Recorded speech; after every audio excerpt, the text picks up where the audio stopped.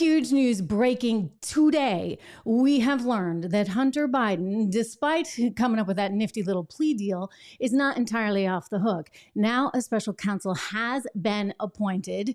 Merrick Garland announcing that today. That would be David Weiss, who specifically, according to Garland, came forward and said, hey, you know what? I need to be special counsel here. Yeah, you think? I mean, after you weren't able to bring suit in Delaware or in California, despite having a whole bunch of evidence about all this tax fraud and a few other things along the way.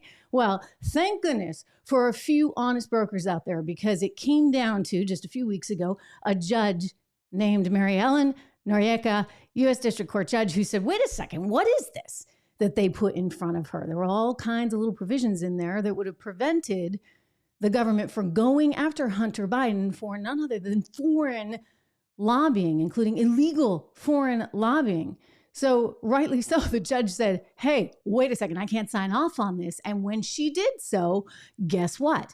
That meant they went back to the drawing board. It meant they had to renegotiate that plea agreement. He said, I'm pleading not guilty to those tax charges, which, by the way, like under any normal circumstances would have resulted in jail time, right? That's what happens to everyone else if you evade the federal government and the IRS and you don't pay your taxes like that.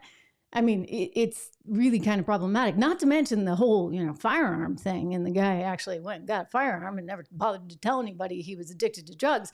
I mean, this is wild stuff. And then you factor in that potential illegal foreign lobbying. And that's what has me bogged down. I mean, really bogged down. I'm a financial journalist by background, so I can't help be a little bit interested in those bank records.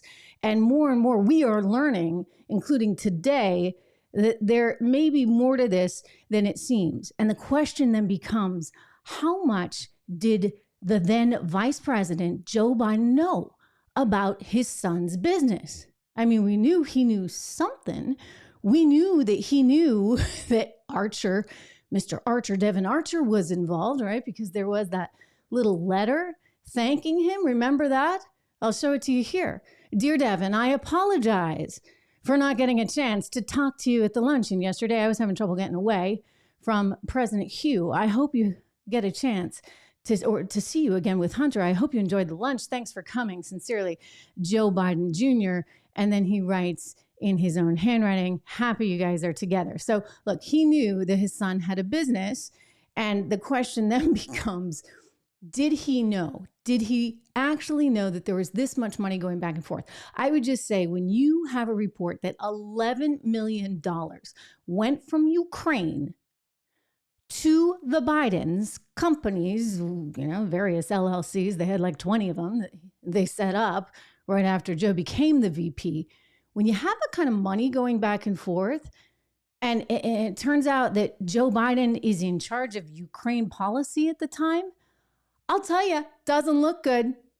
Devin Archer certainly gave us a clue as to what it was that he and Hunter were selling.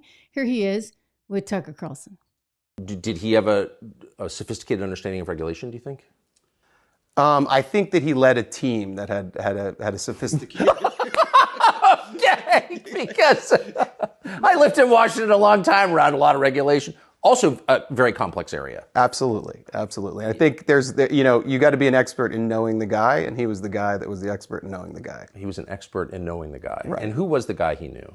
Well, he knew a lot of people, but obviously there was some familiar, his brother, his father, some of his father's siblings. So his brother, his father, who just happens to be controlling the policy there in Ukraine at the time, who just happened to be the one that got rid of Viktor Shokin, who was the prosecutor that was doing an investigation into corruption, possibly at Burisma, the company that was paying his son $83,000 a month to sit on the board of, when the guy knew nothing about natural gas and the energy business that they were in.